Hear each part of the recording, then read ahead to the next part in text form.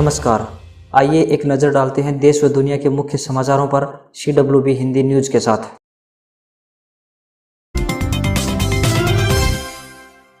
समालखा में आबकारी विभाग द्वारा सील किए गए L1 के गोदाम से शराब चोरी के बहुचर्चित केस में आरोपित पूर्व विधायक व जसपा नेता सतविंदर राणा व ईश्वर को पानीपत पुलिस की CIA 2 ने कड़ी सुरक्षा के बीच समालखा की कोर्ट में पेश किया। वहीं पानीपत पुलिस व आरोपित के वकीलों की दलील सुनने के बाद कोर्ट ने पूर्व विधायक सतविंदर राणा व ईश्वर को न्यायिक हिरासत में जेल भेज दिया। सतविंदर के वकील ने कोर्ट में जमानत की अर्जी लगाई थी, लेकिन कोर्ट ने तत्काल सुनवाई नहीं की। जमानत पर सोमवार को सुनवाई हो सकती है। वहीं पुलिस ने आरोपित ईश्वर को इस केस के खुलासे के लिए 2 बार पहले 4 दिन और 1 बार 1 दिन की रिमांड पर लिया था, जबकि पूर्व विधायक राणा को पुलिस ने 2 दिन की रिमांड पर लिया था। पुलिस ने रिमांड के दौरान दोनों आरोपितों को आमने सामने बैठाकर भी पूछताछ की, लेकिन पुलिस इस केस में पूर्व विधायक सतविंदर राणा की गिरफ्तारी तक ही सीमित रही। पुलिस पूछताछ में आरोपितों से चोरी की गई शराब को लेकर कोई बड़ा सुराग तो दूर, यह तक पता नहीं कर पाई कि चोरी की गई 4500 पेटियों को कहां ले जाया गया, कैसे बेची गई और कितने लोग शराब चोरी के इस काले खेल में शामिल रहे हैं।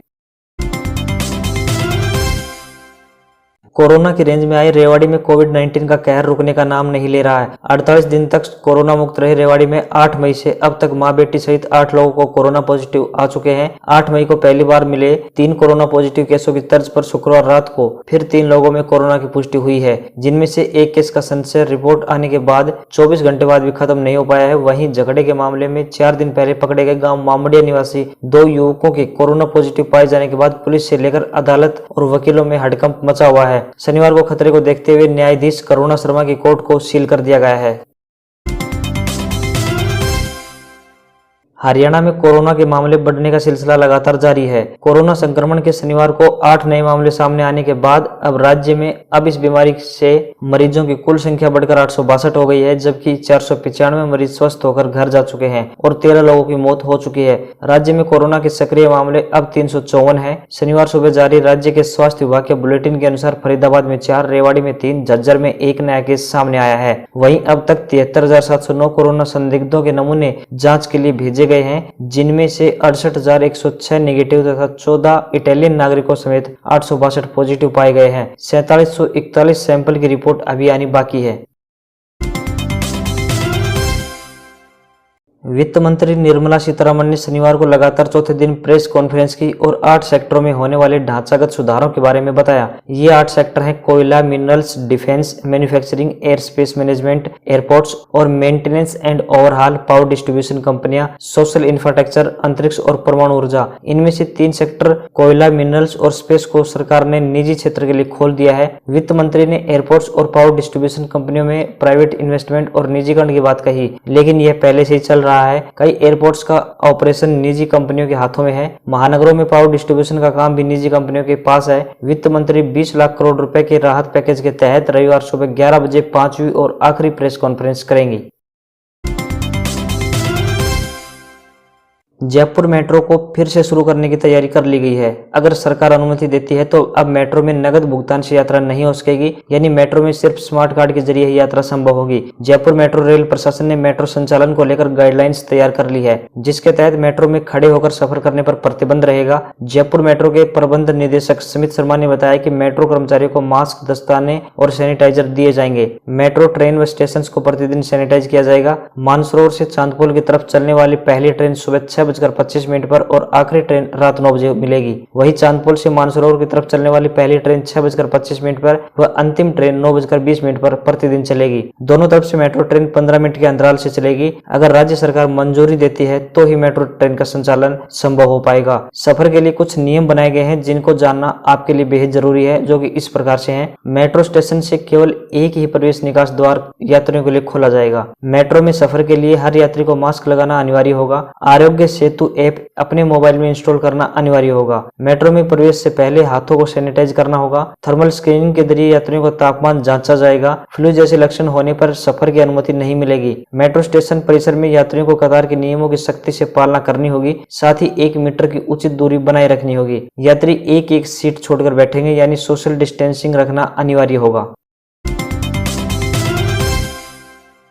दुनिया में कोरोना वायरस से अब तक 46,40,339 लोग संक्रमित हो चुके हैं। 17,57,282 ठीक हो चुके हैं। मौतों का आंकड़ा 3,08,610 हो गया है। स्पेन में हालात सुधरते नजर आ रहे हैं। हालांकि अब भी नए मामले और मौतों का सिलसिला जारी है, लेकिन पिछले 24 घंटों के दौरान 104 लोगों ने जान गंवाई है, जो कि 17 मार्च के बाद एक दिन में मरने वालों की सबसे कम संख्या है। राष्ट्रपति ट्रंप ने शनिवार शाम एक ट्वीट में कहा कि उन्होंने WHO की फंडिंग फिर शुरू करने पर आखिरी फैसला नहीं लिया है। दरअसल कुछ मीडिया रिपोर्ट्स में भी यह दावा किया गया था कि अमेरिका WHO की फंडिंग फिर शुरू करने पर विचार कर रहा है। खबरों के मुताबिक अमेरिका अब इस संगठन को उतना ही पैसा देगा जितना चीन देता है, लेकिन ट्रंप ने साफ कर दिया कि आखिरी फैसला फिलहाल नहीं लिया गया है।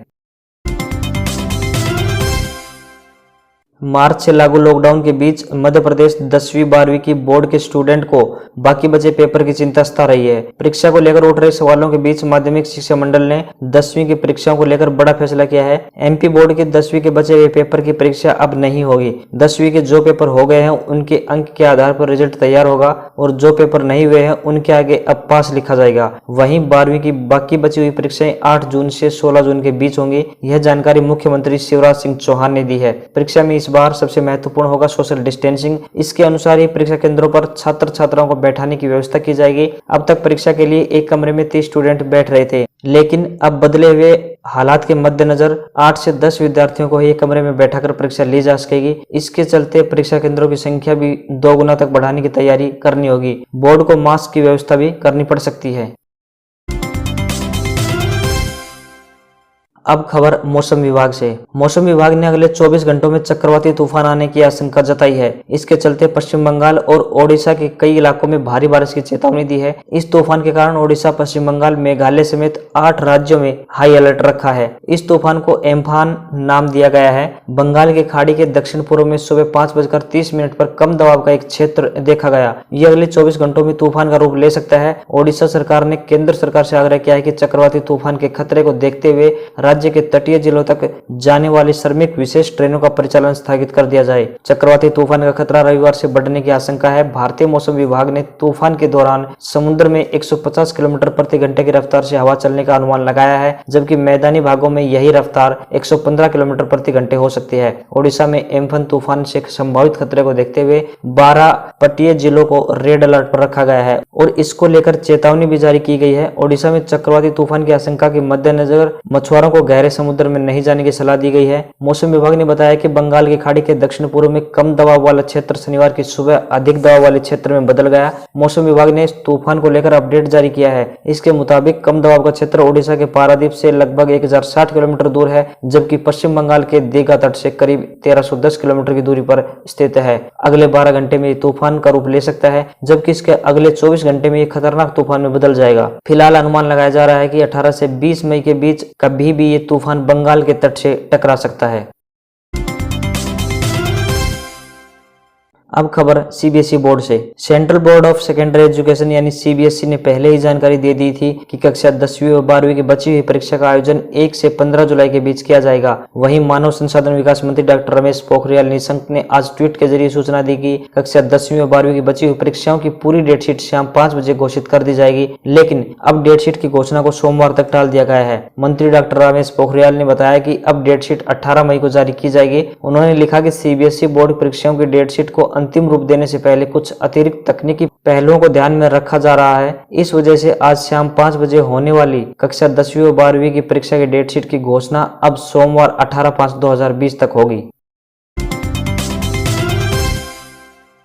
लॉकडाउन के दौरान लोग अपने घरों में ज्यादा वक्त बिता रहे हैं और डेटा का इस्तेमाल भी तेजी से बढ़ा है। यही वजह है कि टेलीकॉम ऑपरेटर्स की ओर से कई नए प्लान इंट्रोड्यूस किए गए हैं। वहीं कुछ कंपनियां अपने चुनिंदा प्लान पर डबल डेटा भी ऑफर कर रही हैं। एयरटेल की ओर से हाल ही में 98 रुपए वाले प्लान पर डबल डेटा ऑफर किया जा रहा है। वहीं वोडाफोन आइडिया तो कई प्लान पर डबल डेटा अपने यूजर्स को दे रहे हैं। भारतीय एयरटेल अपने यूजर्स के लिए 98 रुपए वाले प्लान पर डबल डेटा दे रहा है। इस प्लान में अब यूजर्स को 6 GB डेटा की जगह 12 GB डेटा मिल रहा है। एयरटेल का यह प्लान 28 दिन की वैलिडिटी के साथ आता है। वहीं बात करें 299 रुपए वाले प्लान की, तो वोडाफोन आइडिया की इस प्लान में रोज 4 GB यानी 2+2 GB डेटा और सभी नेटवर्क्स पर अनलिमिटेड वॉइस कॉलिंग मिलती है और यह प्लान भी 28 दिन की वैलिडिटी के साथ आता है। वहीं बात करें 449 प्लान की, तो 449 रुपए के इस प्लान में यूजर्स को रोजाना 4 GB यानी 2 GB + 2 GB डेटा मिलता है और सभी नेटवर्क्स पर अनलिमिटेड कॉलिंग के साथ 56 दिन की वैलिडिटी मिलती है। 84 दिन की वैलिडिटी के साथ आने वाले इस प्लान में यूजर्स को 4 GB यानी 2 GB + 2 GB डेटा मिलता है। सभी नेटवर्क्स और अनलिमिटेड वॉइस कॉलिंग देने वाले इस प्लान में रोज 100 फ्री SMS भी मिलते हैं।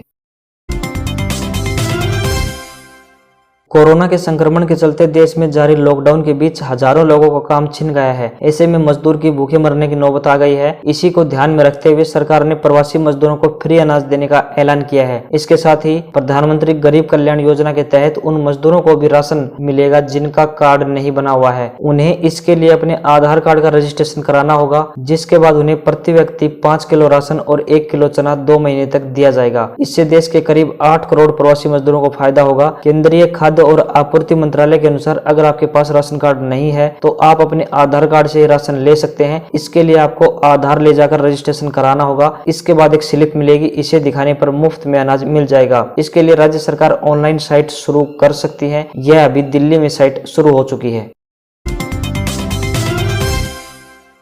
आइए एक नजर डालते हैं आज के इतिहास पर। 1498 पुर्तगाल का प्रसिद्ध खोजी नाविक वास्को डी गामा पहली बार कालीकट के निकट पहुंचा।